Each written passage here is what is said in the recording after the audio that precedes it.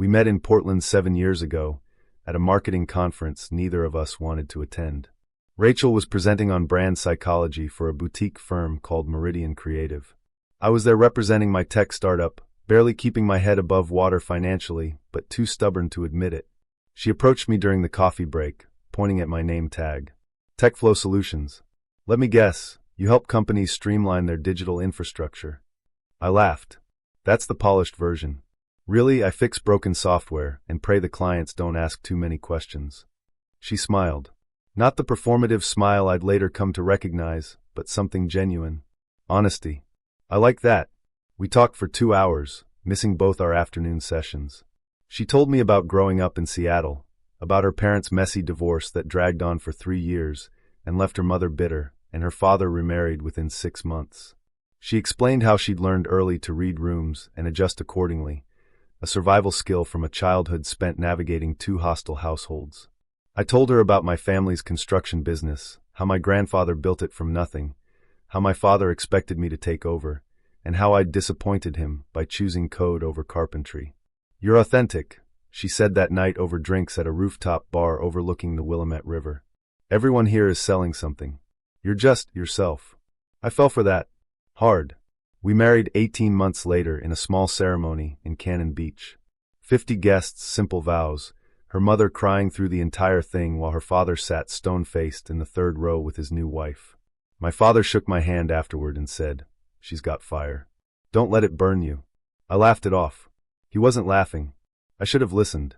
The first 3 years were good. Really good.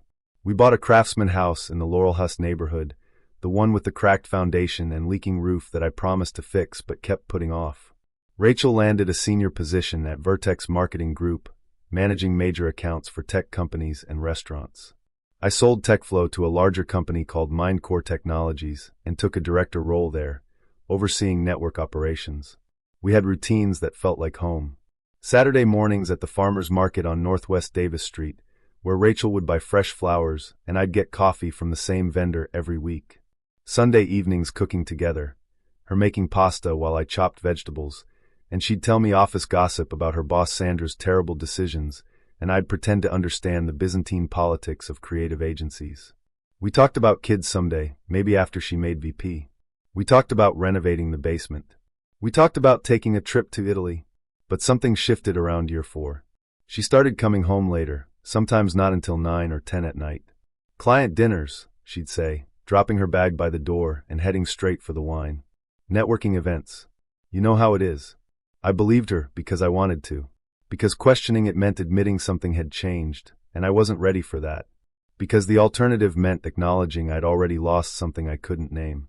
She became obsessed with appearances in a way she hadn't been before. The house had to look perfect for her colleagues.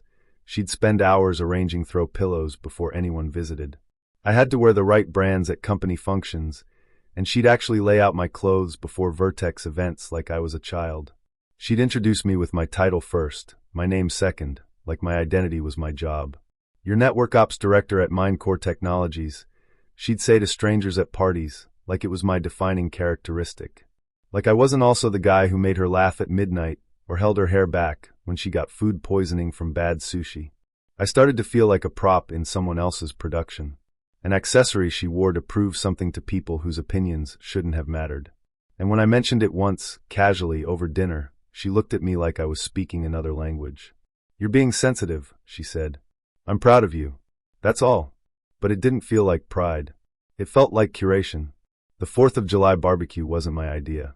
Rachel had been planning it for weeks, creating color-coded spreadsheets with guest lists and food assignments, ordering specialty items from 3 different stores because nowhere had everything she wanted. "We need to be more social," she insisted when I questioned whether we needed artisanal cheese from that specific shop downtown. "Build community connections." What she meant was, I need witnesses to our perfect life. I need people to see how well we're doing. I spent the morning setting up the backyard while she supervised. Stringing lights between the fence posts, arranging chairs into conversational clusters she'd sketched out on paper, setting up the portable speaker system, prepping the grill. Rachel floated around in a sundress that was new, expensive, and carefully chosen, navy blue with white flowers, The kind of dress that looked effortless but probably required an hour of online research and 3 trips to different boutiques. "You look nice," I said when she came outside with the serving platters. She glanced at me, distracted, already mentally checking the next item on her list. "Thanks. Did you remember to get the craft beer selection I mentioned? The one from Breakside Brewery?" "Got it. And the artisanal cheese board from Providore Fine Foods?" "It's in the fridge, Rachel. Everything's handled." She nodded, already moving on to inspect the placement of the citronella candles, adjusting them by inches as if precision mattered. Guests arrived around 3. The Hendersons from 2 doors down, an older couple who'd lived in the neighborhood for 30 years. The elderly couple from the corner, the Chens, who brought homemade dumplings. A few of Rachel's co-workers from Vertex, Sandra, her boss, and 2 account managers I'd met once before. The Johnsons with their twin toddlers. And Oscar Brennan, the neighbor from across the street. Oscar was new to the neighborhood, maybe 6 months. Mid-30s, worked in finance at some investment firm downtown, drove a Tesla Model S that he parked perfectly centered in his driveway. The kind of guy who wears sunglasses that cost more than my first car and talks about disrupting traditional portfolio management. I'd nodded to him a few times while getting the mail, exchanged pleasantries about lawn maintenance and the rising property values in Laurelhurst. Nothing memorable, just another neighbor, until Rachel spotted him walking through the gate. I watched it happen in real time, and it felt like watching a switch flip. She straightened slightly, rolled her shoulders back, adjusted her dress, touched her hair. Her entire posture changed. Then she walked over with a smile I hadn't seen in months, bright, warm, inviting. The smile she used to give me. "Oscar, I'm so glad you could make it," she said, her voice lighter, more musical, reaching for a register she'd abandoned with me somewhere along the way. "Wouldn't miss it," he said, holding up a bottle of wine like a trophy. "Brought a Pinot from a vineyard in Willamette Valley. Small batch. Friend of mine owns the place." "Oh, you shouldn't have." She touched his arm. Actually touched it, fingers lingering on his forearm. "That's so thoughtful." I felt something cold settle in my chest, something heavy and sharp-edged. I tried to dismiss it at first. Told myself I was being paranoid, insecure, reading too much into a friendly greeting. She was being friendly. Networking. That's what she did. That's what had made her successful at Vertex. This was normal. This was fine. But then an hour passed. Then 2. And she never left his side. I stood at the grill, flipping burgers and hot dogs that nobody was eating yet, watching my wife perform.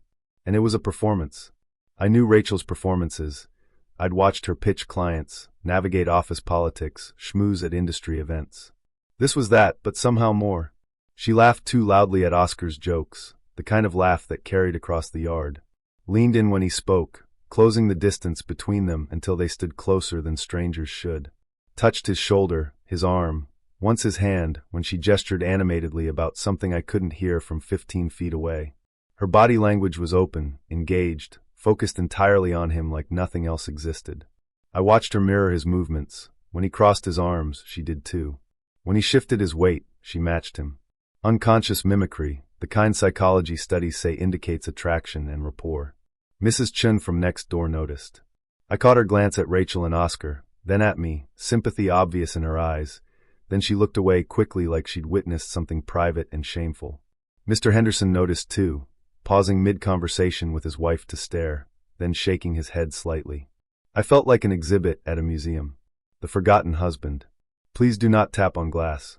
Around 6, after watching for 2 solid hours, I walked over. Rachel was mid-story about some disastrous client pitch at Vertex, animated and energetic in a way she hadn't been with me in months. And then the CEO asked if we'd actually read the brief, and Sandra just froze. Completely froze. I had to jump in and she noticed me approaching. Her expression flickered. Annoyance? Guilt? Something defensive. It vanished too quickly to tell, replaced by a tight smile. "Hey," I said evenly, keeping my voice neutral. "Need help with anything, Oscar?" He looked at me like he'd forgotten I existed, which maybe he had. "Oh no, man. I'm good. Your wife's been a great host." He emphasized "your wife" slightly, like he was reminding himself of that fact. Rachel jumped in immediately.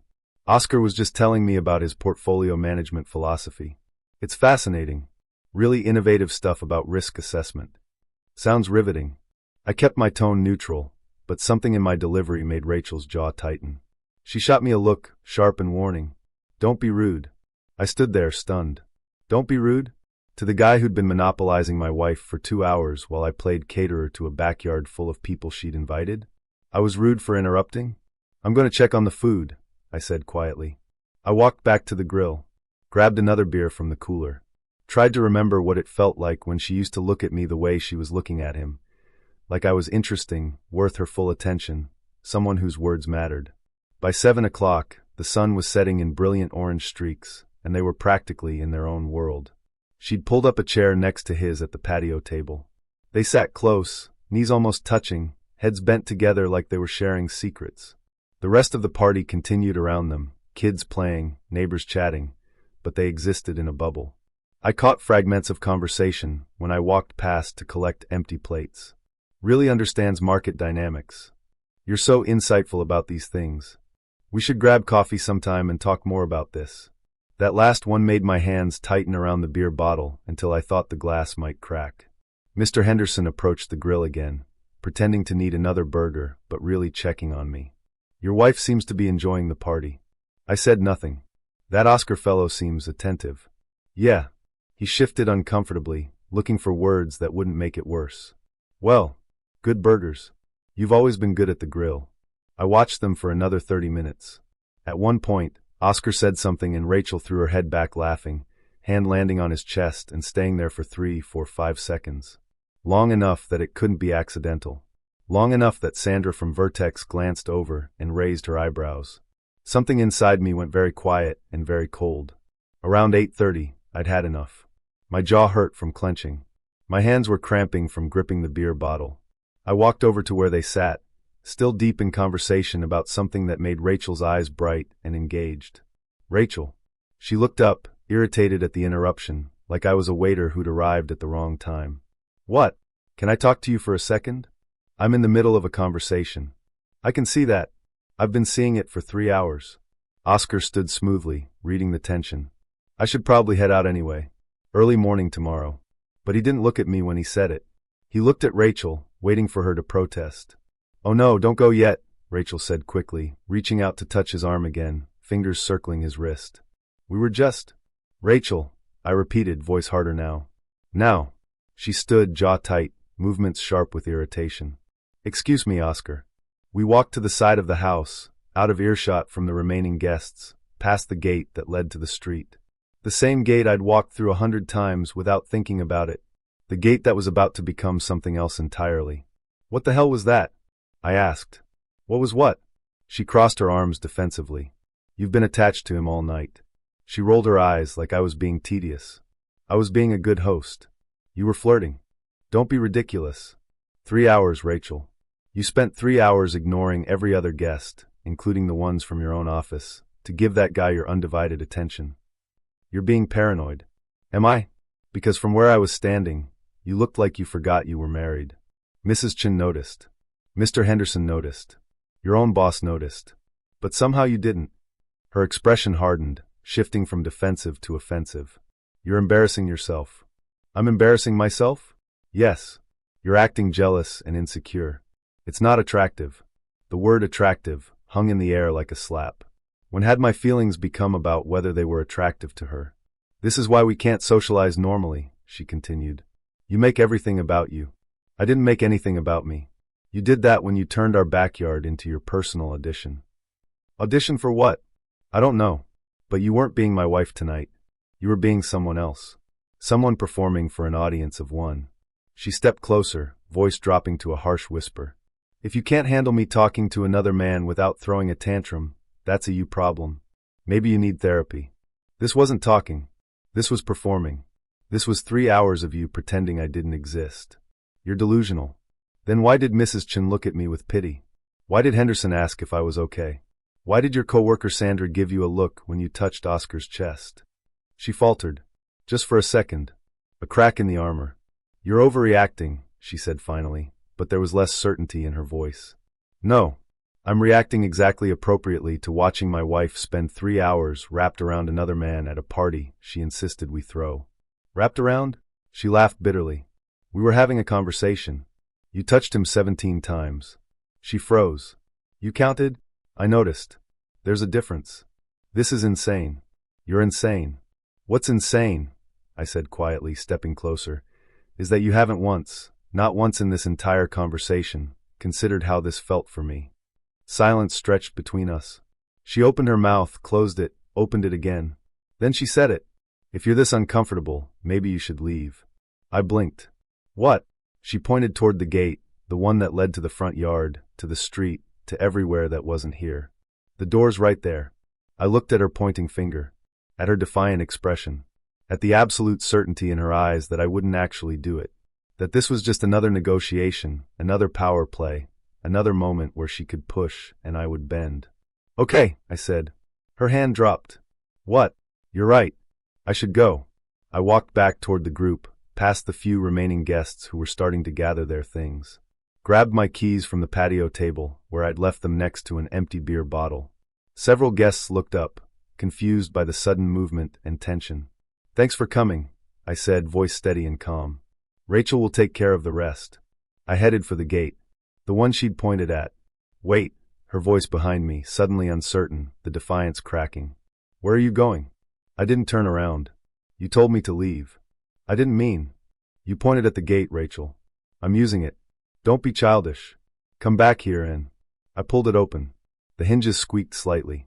I walked through and let it close behind me with a soft click. Got in my truck. Started the engine. My phone buzzed immediately. Her text, don't be childish. Come back. Another buzz. I didn't mean literally leave. Another. This is ridiculous. I drove to the Bridgeport Tavern on Morrison Street, a place I'd been to a few times after work. Dark wood, low lighting, good whiskey. Sat at the bar. Ordered a Maker's Mark neat. The bartender, a guy named Leo I'd talked to a few times before, raised an eyebrow when he saw my face. Rough night. Something like that. Wife. Is it that obvious? He shrugged, wiping down the bar. You've got the look. See it a lot in here. I stayed for 2 hours. Had 3 drinks. Didn't feel any of them. The alcohol went down smooth but did nothing to touch the cold, quiet thing that had settled in my chest. My phone kept buzzing. First angry texts, then confused ones, then nothing for 20 minutes, then a flood of them. Where did you go? This is stupid. Oscar left. Everyone left. Are you happy? You ruined the party. Around 11, I drove to a Motel 6 near the airport. The cheapest one I could find, because I wasn't thinking about tomorrow or next week. I was thinking about tonight. Checked in. The clerk barely looked at me, just handed over a key card to room 147. Lay on the scratchy comforter and stared at the ceiling with its water stain shaped like a hand. Listened to a couple arguing through the wall. Heard a plane take off in the distance. She'd told me to leave. And I had. For the first time in 7 years, I'd taken her at her word. I came home the next afternoon, around 2 o'clock. I'd driven around for an hour first, not ready to face whatever was waiting. The house was spotless when I walked in. All evidence of the barbecue erased, folded chairs back in the garage, string lights taken down, lawn swept clean. Like it never happened. Rachel sat at the kitchen table, laptop open, surrounded by printed articles and yellow highlighters. She'd clearly been there for hours. Coffee cups scattered around, hair pulled back, still in the same clothes from yesterday. I found 3 therapists, she said without looking up. Her tone was clipped, professional, the voice people use when they're presenting a solution instead of acknowledging a problem. The voice she used in client meetings. All of them focus on emotional regulation and trust recovery. I've checked their credentials. 2 are in-network with your insurance. I set my keys on the counter. Grabbed a beer from the fridge, even though it was 2 in the afternoon. Took a slow sip. Sounds like you're browsing for something to label me with. She shot me a look, irritated but carefully restrained, like she was dealing with a difficult client. I'm trying to save our marriage. By diagnosing me? I'm trying to help. Someone has to. I raised an eyebrow. By Googling how to fix your husband. She slammed the pen onto the table. The sound echoed in the quiet kitchen. Stop joking. This is serious. Oh, I'm serious, I said evenly. I'm just not sure which part you want me to take most seriously. The 3 hours you spent wrapped around the neighbor, or the part where I'm suddenly the defective one who needs professional help. I was not flirting, she snapped, but her eyes slid away. I've said that 100 times. And I've said 100 times that intent doesn't erase behavior. She stood abruptly and grabbed one of the highlighted pages. This article says excessive jealousy often comes from unresolved childhood attachment issues. Do you even hear how you sounded when you walked out? Do you understand how embarrassing that was? I tilted my head. Do you hear how you sounded when you pointed at the gate and told me to leave my own house? That wasn't literal. Then why did you double down when I did exactly what you said? Why didn't you stop me? She threw her hands up. You're twisting everything. No, I replied calmly. I'm refusing to normalize it. I'm refusing to accept your version of reality, where I'm the problem. I apologized, she snapped. No, you didn't, I said. You said you were embarrassed. You said I overreacted. You suggested therapy. That's not an apology, that's deflection. That's damage control. She exhaled sharply, and I saw something shift in her expression. Calculation. She was deciding something. Then she said it. Fine. Maybe I was too friendly. There it was. The first crack. I set my bottle down. Too friendly? She hesitated, and I could see her weighing how much to admit. Okay. I flirted. Is that what you want to hear? What I want, I said quietly, stepping closer, is for you to understand why it mattered. She crossed her arms, defensive but visibly winded. Your intentions don't matter anymore, I continued. Your actions do. And your actions told me I wasn't a priority. That I wasn't even a consideration. She said nothing. You didn't think about me, I went on. Not while you laughed at every dumb comment he made. Not when you introduced me like an afterthought. Did you even say my name to him? Not when you spent 3 hours touching another man while I grilled food for your guests. Not when you pointed at the gate. Silence stretched between us. You're not trying to repair the marriage, I said finally. You're trying to manage the fallout. Control the story. Make this about my jealousy instead of your choices. That's not fair, she said weakly. It wasn't fair watching my wife turn into someone else in front of a crowd. It wasn't fair being treated like hired help at my own home. Why are you so cold? Because I finally stopped pretending this didn't burn. She went quiet for a long moment, staring at the printed articles on the table like they might give her the answer. Then she straightened her shoulders, lifted her chin, reached for the last card she had. If you want this marriage to work, she said firmly, you need to come to counseling with me. Otherwise, I don't see a future. I nodded once. Then maybe there isn't one. Her eyes widened. What? I'm not going to therapy to confess to sins I didn't commit. I'm not going to sit in some office while you and a therapist tell me my feelings are invalid. So that's it? You said you don't see a path forward. I'm agreeing. She looked like the floor had vanished beneath her. You can't be serious. I am. I'm offering a way to fix this. You're offering help on the condition that I accept all the blame. That I pretend last night didn't happen the way it happened. That's not. Yes, it is. You want me to go to therapy so someone with a degree can tell me I'm too jealous, too insecure, too controlling. You want a professional to validate your version of events. She faltered. Just a flicker, but I saw it. I just want us to be okay again, she whispered. You want me to go back to pretending. Back to being quiet. Back to being the supportive husband who doesn't notice when his wife spends 3 hours flirting with another man. No, you didn't make a mistake, I interrupted. You made a choice. And then you made another one when you tried to rewrite it. And another when you told me to leave. And another when you decided I was the one who needed fixing. Her lip trembled. You flirted. You dismissed me. You humiliated me. And when I called it out, you tested how far you could push. You wanted to see if I'd fold. If I'd apologize for having boundaries. I was scared, she said quietly. No, I replied. You were exposed. You got caught and you panicked.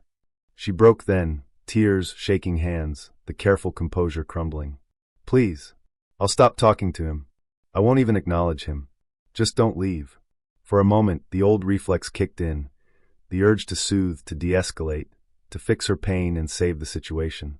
The trained response from 7 years of marriage. Then it passed. She didn't want me. She wanted compliance. She wanted the version of me that stayed quiet and made things easy. I'm not giving up, I said. I'm just done calling this a partnership. Is this really worth ending 7 years? She sobbed. You ended it when you stopped being my wife and started performing for someone else. I made a mistake.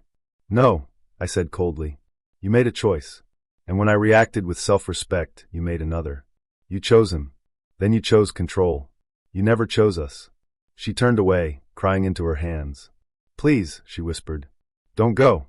I walked toward the stairs. Where are you going? She asked, voice cracking. To pack, I said. I'll stay elsewhere while we sort out the rest. The rest of what? Divorce. She collapsed into sobs. You can't just leave. I turned once at the bottom of the stairs, looked at her crying at the kitchen table, surrounded by her printed articles about fixing broken husbands. You told me the door was right there, I said. Remember? Upstairs, packing my clothes into a duffel bag, I felt something I hadn't felt in months. For the first time in years, I felt clean. I spent the next few nights at my brother's place in Beaverton. Derek had a spare room above his garage, the one he'd been meaning to convert into an office for his carpentry business but never got around to. It smelled like sawdust and had a space heater that rattled, but it was quiet. He didn't ask questions the first night, just handed me a spare key and a beer from his fridge. Stay as long as you need, he said. Thanks. For what it's worth, he added after a long pause, I never really liked her. I looked at him surprised. Derek had never said anything negative about Rachel in 7 years. He shrugged. She always made everything about appearances. Like we weren't good enough unless we were performing. Like Dad's construction business was something to be embarrassed about instead of proud of. Why didn't you tell me? Would you have listened? Probably not. I'd been too in love, too committed to the idea of us. Her messages came fast. Angry. Then pleading. Then desperate. I watched the progression like a weather pattern, predictable and inevitable. First text, you're being irrational. Second, we need to talk about this like adults. Third, I can't believe you're throwing away everything over one misunderstanding. Fourth, Mr. Henderson asked where you were. This is humiliating. Fifth, please. I miss you. I didn't reply. Each message sat there, unread notification eventually going away, and I felt nothing. The absence of feeling was almost more shocking than anger would have been. On the third day, she showed up at my office at Minecore Technologies. My assistant, Jenny, buzzed me around too. Your wife is here. I closed my laptop. Saved my work. Took a breath. Send her in. Rachel looked exhausted when she walked through the door. Human. Stripped of performance. Her hair was pulled back in a messy ponytail. No makeup. Yoga pants and a sweatshirt I recognized from college.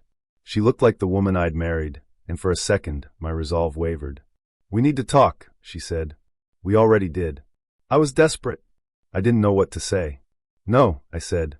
You were bluffing, and you're mad I didn't fold. She leaned forward in the chair across from my desk. Ending a marriage over one night. This wasn't one night. This was a pattern. A trajectory. What pattern?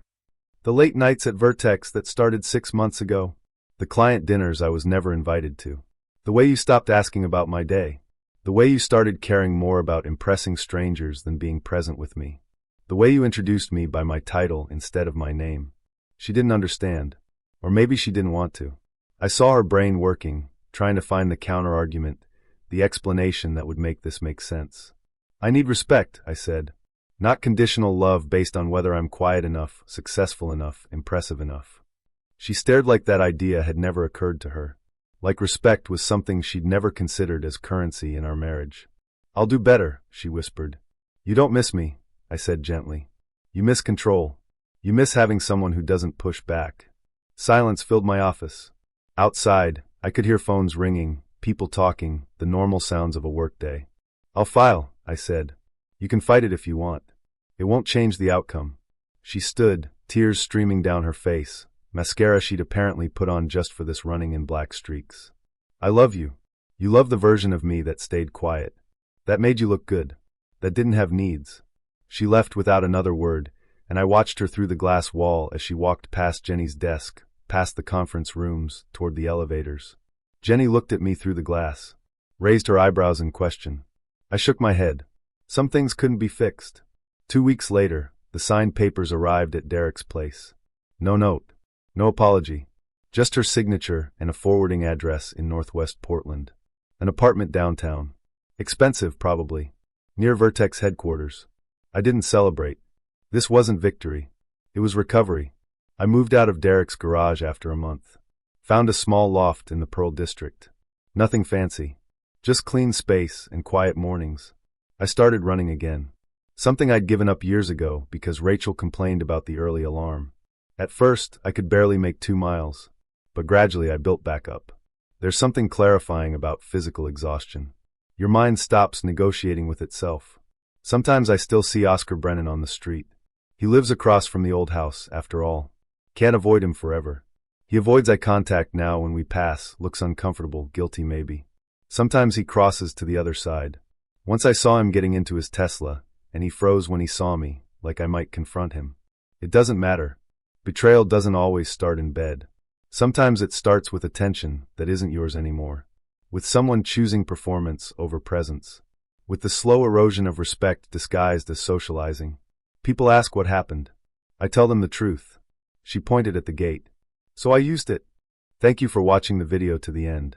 YouTube may no longer suggest my channel to you, so subscribe to it to receive new interesting stories. You will also help the channel grow and improve the quality of its content. A playlist with other interesting stories that you can listen to is now displayed on the screen. You can also write in the comments what stories you would like to see on the channel.